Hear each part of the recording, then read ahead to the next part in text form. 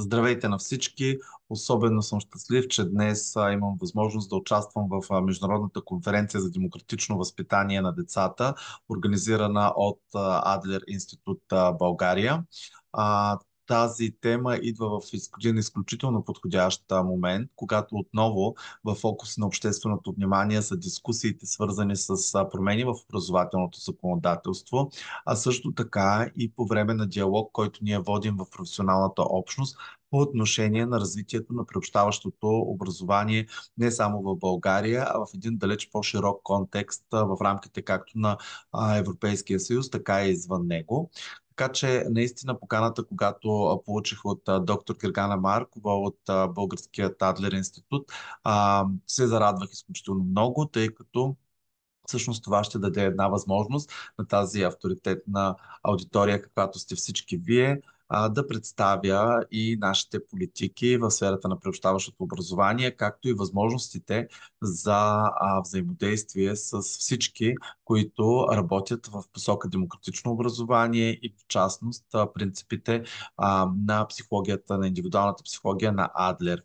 А, в тази връзка, естествено, макар и да участвам онлайн, и на запис, приготвих една кратка презентация, която се надявам да предизвика интерес или най-малкото възможности за дискусия, тъй като всъщност все по-често ще се налага да обясняваме нашите дейности в сферата на приобщаващото образование, но не само да ги обясняваме, но и да търсим възможност за тяхното развитие в един много така променящ се и динамичен свят.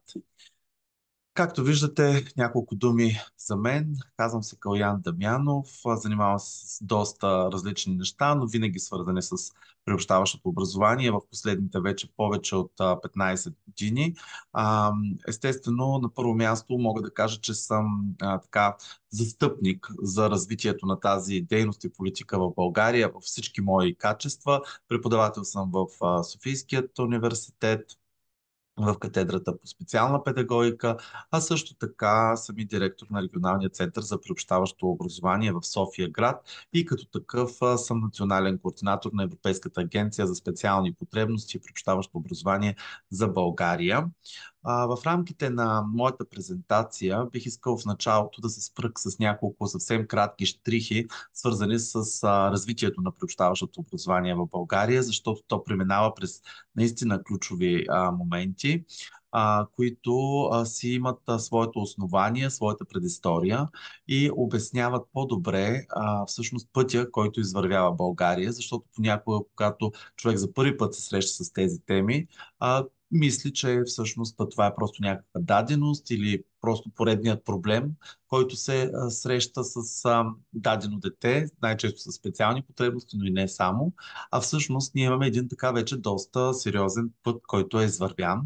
Всичко започва с етапа на така нареченото интегрирано обучение. В България ние го развихме още в рамките на старият ни закон, закона за народната просвета, в който съответно се регламентира осигуряването на възможност на децата с специални потребности да се обучават в общообразователната среда.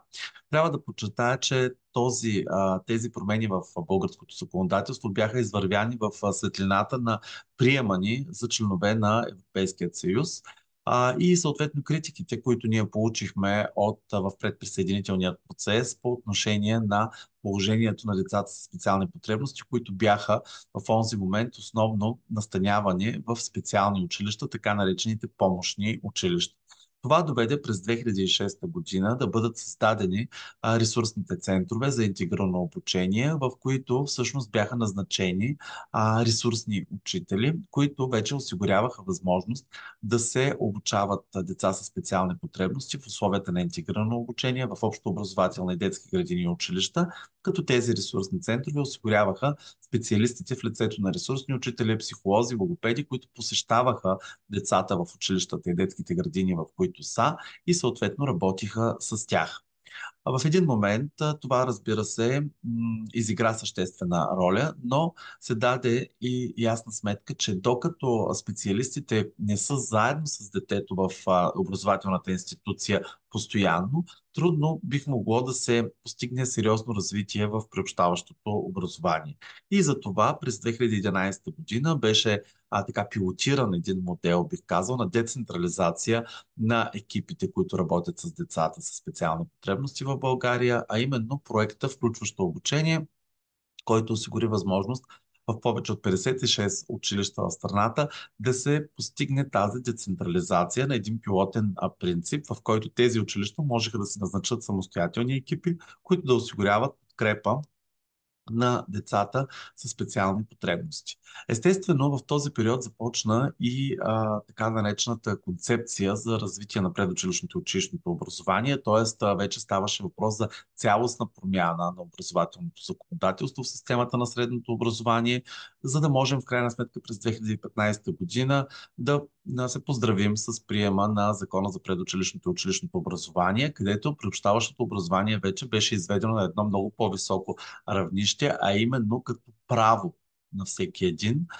И поради тази причина и всъщност в рамките на приобщаващото образование обект на подкрепа вече не бяха само децата с специални потребности, а на практика всеки един ученик можеше да участва в дейностите, свързани с подкрепата за личностно развитие. И разбира се, това доведе през 2016 година до приема на наредбата за приобщаващо образование, която вече е един специализиран документ, свързан с приобщаващото образование. Тук съвсем накратко съм ви представил и дефиницията за приобщаващо образование, която идва от съвременният ни закон за предучилищно и училищно образование в България. Както виждате на дефиницията, приобщаващото образование се разглежда като процес на осъзнаване, приемане и подкрепа на индивидуалността на всяко дете или ученик и на разнообразието от потребности на всички деца и ученици. Тоест, вече не се разглежда приобщаващото образование като философия насочена към децата с специални потребности единствено, а на практика към разнообразието от потребности на всички деца и ученици и самият процес на премахване на пречките пред ученето и научаването и на разнообразните бариери на практика представлява приобщаващото образование като много важен акцент е и в последният финал на дефиницията, а именно към осигуряване на възможност за участие на децата и учениците във всички аспекти на живота на общността. Тоест, училището вече се разглежда не само като една изолирана организация, а като част от местната общност. И всъщност всичко това е приобщаващо образование. Това е най-съвременната концепция, която е абсолютно актуална за всички образователни системи, които развиват образователно приобщаване. Естествено, в Закона за предучилищно и училищно образование се дават и някои други дефиниции, които аз няма да изчитам, всеки може сам да си ги прочете, но основно тук влизат децата с специални образователни потребности, които, забележете, тук важният момент е, че те могат тези образователни потребности да възникнат във връзка с увреждания, физически увреждания, множество увреждания, интелектуални затруднения, езиково-говорни нарушения, специфични нарушения на способността и ученето, аутистичен спектър и така нататък, но важният момент тук е, че те може да възникнат, т.е. те може и да не възникнат в резултат на тези специфични затруднения, т.е. не увреждането е водещо за определенето на специалните образователни потребности. Това е също един сравнително нов подход. Тук са включени децата и учениците с изявени дарби, които също трябва да получават такава подкрепа за личностно развитие. И естествено тук попадат и една много широка група ученици, а именно децата и учениците в риск, които са така разделени в няколко подгрупи, свързани с родителската грижа, с възможността деца да стават жертви на злоупотреба, както и възможността деца да бъдат излагани на опасности, свързани с тяхното физическо, психическо, морално, интелектуално и социално развитие. Тоест една широка група от уязвими деца, които трябва да получават допълнителна подкрепа в рамките на системата на приобщаващото образование. За да може всичко това да се случва, ние трябва да имаме една ясна концепция, която да дава отговор на всички тези проблеми. Концепцията в българското законодателство и в българската система се нарича подкрепа за личностно развитие. И тук на тази пирамида вие виждате, че самата подкрепа за личностно развитие се дели на две части, на две различни нива. Обща подкрепа за личностно развитие и допълнителна подкрепа за личностно развитие. Като цяло, подкрепата за личностно развитие е достъпна за всяка една образователна институция, за всички детски градини и училища, които могат да предоставят такава подкрепа за личностно развитие. Общата подкрепа е насочена към всички деца, без значение дали са от уязвими или не групи, докато допълнителната подкрепа се осигурява основно от детски градини, училища и центрове за подкрепа по отношение на деца, които попадат в групите деца с специални потребности, деца в риск, деца с изявени дарби или деца с хронични заболявания. Тоест, това, което трябва да запомните като цяло от българската концепция за допълнителна подкрепа е, че тя е един инструментариум, който училището и образователните институции могат да отговорят на тези специфични потребности на някои групи деца и ученици. Какви са обаче предизвикателствата, с които ние се срещнахме до този момент? Те са много и са от различен характер. Тук съм избрал тези, които могат да дадат възможност и за бъдещо развитие на философията на Адлер в рамките на приобщаващото образование. На първо място това е междусекторното сътрудничество, защото всъщност приобщаващото образование не може да бъде изолирана политика само на детската градина или на училището. В тази политика трябва да участва местната общност, трябва да участва системата на здравеопазването, системата на труда и социалната политика и различните останали организации, обществени организации, частни организации и всички, които имат ангажимент към развитието въобще на детето. Тоест не само на образователното му развитие, а на цялостното му развитие. От друга страна, тук така се очерта като проблем недостатъчната осведоменост и негативни стереотипи относно приобщаващото образование. Много често, например, учителите разглеждат приобщаващото образование като административна тежест, а всъщност то е една цялостна философия, която цели преобразуване като цяло на класната стая и на отношенията в нея.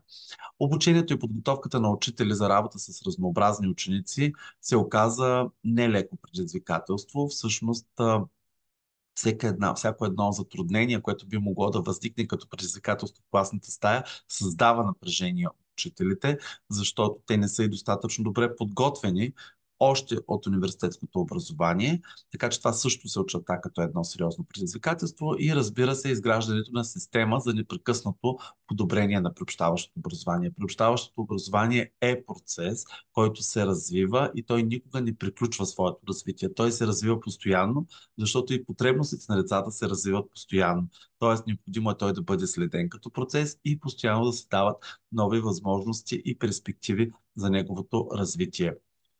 И тук идва момента да обърнем внимание на ролята на индивидуалната психология на Адлер, в която съответно много важно се подчертава самооценката и увереността в себе си за развитието на здравата личност. Тази важност в самооценката, която развива всяка една личност, включително и всяко едно дете, е ключово и в системата на приобщаващото образование.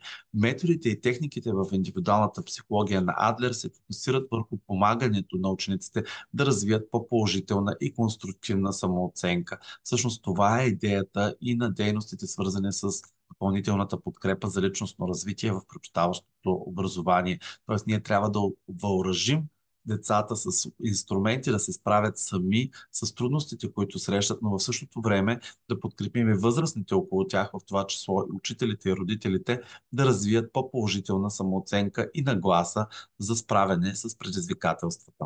Тази психология може да бъде приложена в контекста на образованието като цяло, като подкрепи самочувствието и мотивацията на учениците, като им помага да се справят с предизвикателствата в училище и живота. Всъщност връзката между училището и живота е един важен акцент в цялостната ни дейност, свързана с приобщаващото образование в нашата страна.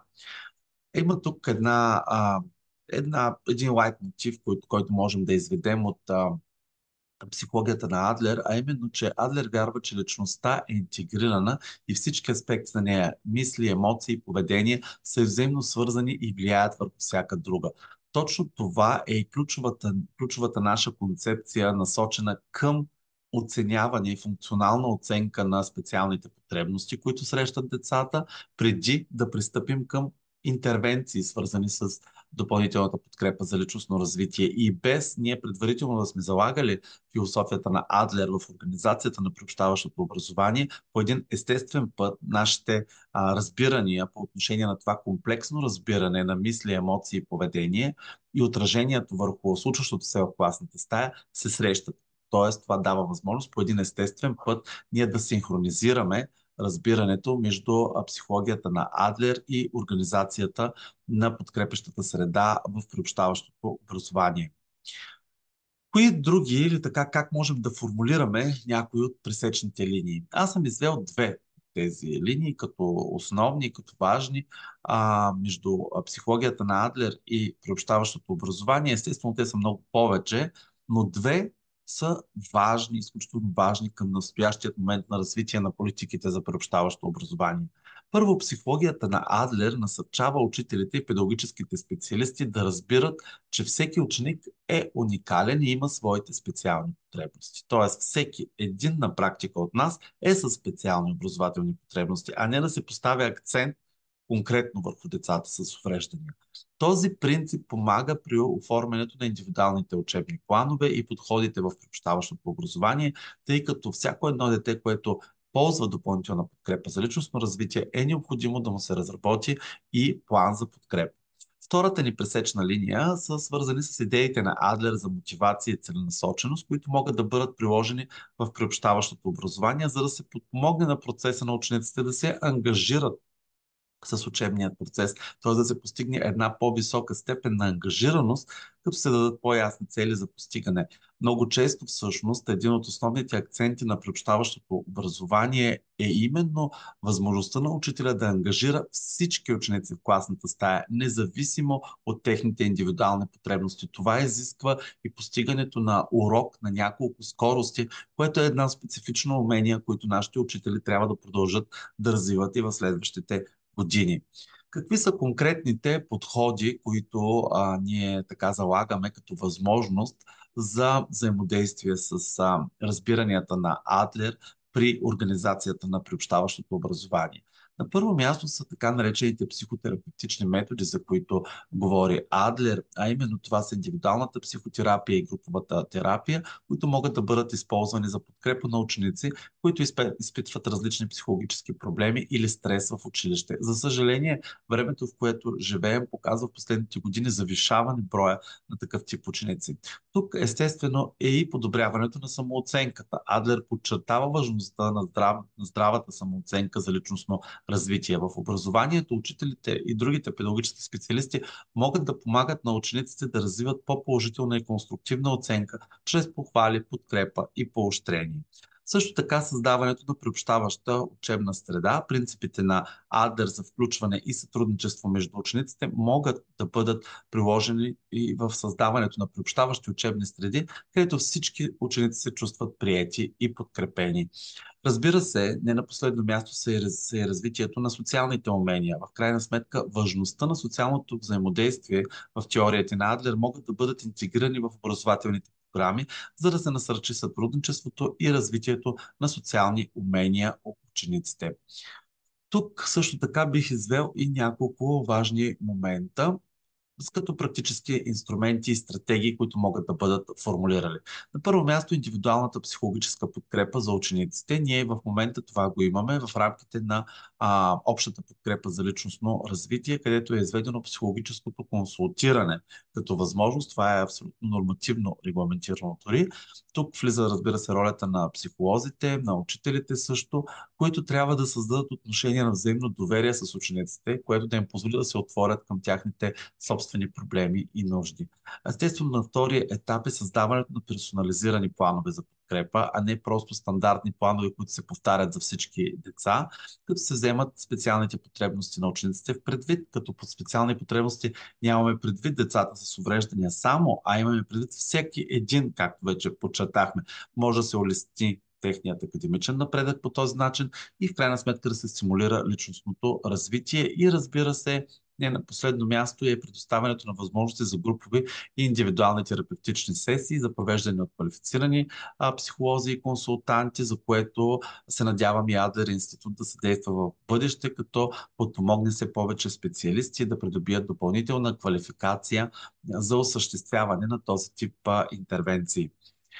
На второ място е разработването на приобщаваща учебна среда. Учителите трябва да създават учебни материали и средства, които са достъпни и подходящи за различни ученици, включително тези с специални потребности. Физическата среда на училището и в детската градина трябва да бъде адаптирана, достъпна, дружелюбна, приятелски настроена към всеки един, като се осигурят необходимите приспособления за адаптиране на средата, когато това се налага, особено при деца, които имат някакви физически трудности. Те трябва да имат абсолютен достъп до средата, осигуряване на различни софтуерни средства. Вече съществуват множество такива възможности, включително и на нашия пазар. Създаване на учебни програми, които включват всички ученици и насърчават сътрудничеството и взаимодействието между тях, защото приобщаването, освен подход насочен към учителя и от учителя към ученика, е важно и взаимовръзката между учениците един с друг, за да можем в крайна сметка ние да говорим и за една ученическа общност. Тук е и сътрудничеството между учители, родители и специалисти. Училищата и детските градини трябва активно да се включват в сътрудничество с родителите, за да разберат специалните нужди и цели на техните ученици, за да може в крайна сметка по-лесно те да бъдат постигани. Учителите, специалистите и родителите трябва да работят наистина като един екип, който обсъжда проблемите, разработва стратегии за справяне, за да може по-лесно да се следи и напредъка и развитието на ученика. Споделянето на информацията и на ресурсите между учители, специалисти и родители е ключова. Понякога имаме родители, които са свръхактивни и разполагат с повече ресурси и информация, отколкото дори педагогическите специалисти. И обмена на опит не е нещо лошо, а напротив, той трябва да бъде стимулиран и да се осигурява възможност и трибуна това да се случва. В края на моята презентация бих искал да обърна внимание за една възможна практика, която на едно практическо ниво осигурява възможност училищата да развиват такъв тип взаимодействие и Адлер по-лесно да бъде препознат от училищните ръководства, а именно това често става с развитието на различни иновативни проекти. Знаете, че в момента е много модерно в България да имаме и да говорим за иновативни училища. Повечето училища искат да бъдат иновативни, опитват се да бъдат иновативни и всъщност Адлер осигурява тази възможност да създаваме иновации в училище и училището да има мотивация да развива това. Тук е един такъв примерен проект за развитие на лидерството в училище. Вече съществуват някои такива усилия. Проектът за развитие на лидерството в гимназия в случая е вдъхновен от идеята на Адлер за самочувствието, социалният успех и индивидуалното развитие. Проектът се фокусира върху развитие на личностните и социалните умения на учениците чрез различни образователни и творчески дейности. Виждате какви са проектните дейности. От една страна е развитието на лидерските умения. Проектът стартира с цел развитие на лидерски умения сред учениците. Те са насърчавани да изразяват своите мнения, да ръководят групови дейности и да поемат инициативи за решаване на проблеми. Т.е. те биват овластявани да вземат решения по организация на средата и на процеса на обучение, което ги прави много по-съпричастни към случващото се в класната стая, работилница и обучение за учениците. В рамките на проекта се провеждат различни работилници, които включват ефективна комуникация, ръководство, решаване на конфликти, управление на времето. Все умения, които са много нужни не само в училище, но и за периода след училище и също, разбира се, самооценка и развитие на увереност. Учениците се насърчават да работят върху развитието на своята самооценка и увереност. Те участват в упражнения, дискусии, които ги подкрепят да осъзнават своите силни страни. Всъщност, чрез един такъв проект за лидерство се съчетава както психологията на Адлер, така и организацията на средата и на подкрепещата среда в приобщаващото образование, което по един чудесен начин позволява реална трансформация на българските, а и не само българските училища по света. Така че това наистина е една добра практика. В края на моята презентация, освен да ви благодаря за вниманието и да обърна внимание към моята електронна поща, в която всеки един може да се свърже с мен, ви пожелавам успешна конференция. Сигурен съм, че резултатите от нея ще повлияят като цяло не само на приобщаващото образование, а и около повишаване на благосъстоянието на децата, не само в България, а и във всички страни. Благодаря ви. Хубав ден от мен. И се надявам на следващата среща и конференция да бъдем заедно присъствени.